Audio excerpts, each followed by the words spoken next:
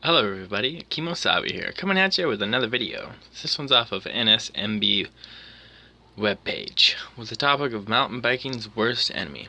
A write-up by McRae, published on July 30th, 2018. Originally published 2016-07-29. When parallels between the mountain bike community and the U.S. politics emerge, it may be time to re-examine how we interact. Both Republicans and Democrats down south are used to encountering hatred and vitriol from the other side of the aisle, as we are from the most rabid opponents of our sport. A glimpse at the venomous commentary on social media makes it clear that even rank-and-file voters have a deep distrust and no respect for those on the other side of the red/blue divide. In this election cycle, new fractures have emerged. Chasms of opposition have appeared within the two parties. Some Democrats hate their chosen candidate so much they have decided to vote for Donald Trump, and the reverse is even more likely. There are even high-profile members of Dubia's administration who have publicly declared their support for Hillary. From the outside, it feels like an apocalypse is nigh. As it stands, Udale is well built, but it's a fucking snooze. Udales refers to the Upper Dales Trail. This section of trail was one we worked on for several years, and it was very erosion-prone. In heavy rain, it became a torrent and was a nightmare to maintain. The landowner, Metro Vancouver in this case, paid a significant sum to have it realigned and built with a succession of berms by Paddy Kaye's company, which also builds a joyride slopestyle course each year. We have factions within mountain biking that are as dissimilar as Louisiana Republicans and California Democrats, but there isn't any need for animosity. Dirt jumpers and XC riders have so little in common they may never meet, except by chance at the ER. Instead, the divisions we are dealing with come from riders who are hewn from the same stone. Now, it has been mostly watered down to the same shit you can ride anywhere. Most of the soul is gone. One example is the way the dumbing down crowd sometimes launches offensives against those who do much of the trail work and advocacy. To be clear, I often lament the loss of character that can accompany trail work: routes covered, mandatory airs decommissioned, and tech climbs paved. I prefer it natural and gnarly most often, but I've also come to appreciate variety.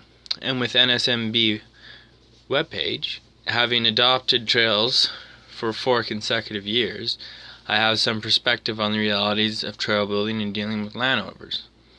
Our bulletin board has been a battleground for some of these discussions, so much that Mike Vandeman and our local mountain bike hater, Monica Caver, known as the Frog Lady, both lurk and poach comments, often altering their context to paint us in a negative light, all to further their anti-mountain biking agenda. After 25 years of riding here, I feel part of my roots and soul have been taken. Discuss, dissent, have opinions. These are fundamental to keeping this thin veneer of civility from collapsing into mayhem. And never in history have regular people had the opportunity to be heard as they do now. I'm happy we provide a place where people can have a voice. My stoke is more muted when I see how dissenters sometimes express themselves. So I am probably not the one to complain, since I've only done limited trail work in my life. Our local trail association, like most across North America, is governed and run mostly by volunteers. There are a few paid staff, but the rest sacrifice time that would be otherwise spent with family, working or riding trails. Despite this sacrifice, they are called dictators and accused of having a secret agenda to destroy the soul of the North Shore in the name of populist approval. The shore used to be the shit. Now it is simply the shits. The evil of the net. The internet turns us into monsters, or perhaps it releases evil creatures that exist within us all. I know it's true, and I am also vulnerable to keyboard rage. If my life had gone a different way, and I didn't have somewhat public profile on this medium, I might have become a full-time role. My first instinct is often to lead with F-bombs and insults. I blame and give credit to my Scottish blood for the online battles I still sometimes find myself in. Thankfully, I'm getting incrementally better at taking the high road. So I get it. Our worst shelves come out online. And sometimes I love it.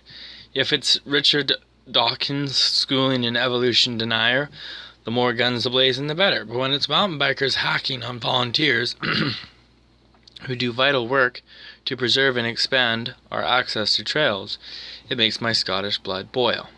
A part of my soul has been bruised, perhaps removed for good. Yes, the shore has changed.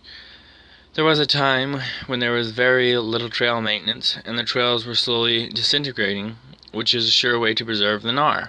Except that some of the disintegrating gnar was made of wood, and nobody stepped up to fix it, and other zones are eroding to the point of no return. Back then there were a few flat crushed gravel trails, and many black diamond lines with virtually nothing in between. Beginners and kids were faced with an almost insurmountable barrier to entry. New Dales is crazy boring. What a waste of elevation.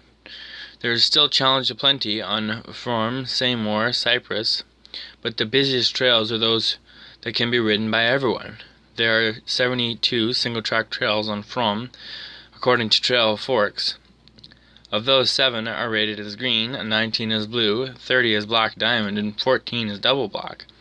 And these are ratings that take the difficulty of the North Shore into consideration. Leopard would be a black diamond trail virtually everywhere else, and Espresso, which is marked as green, has at least 2 moves that confound many expert riders. A catalog of dumbing down is a little bit of a kind of showing you what the meterage and everything, just a little kind of an image here.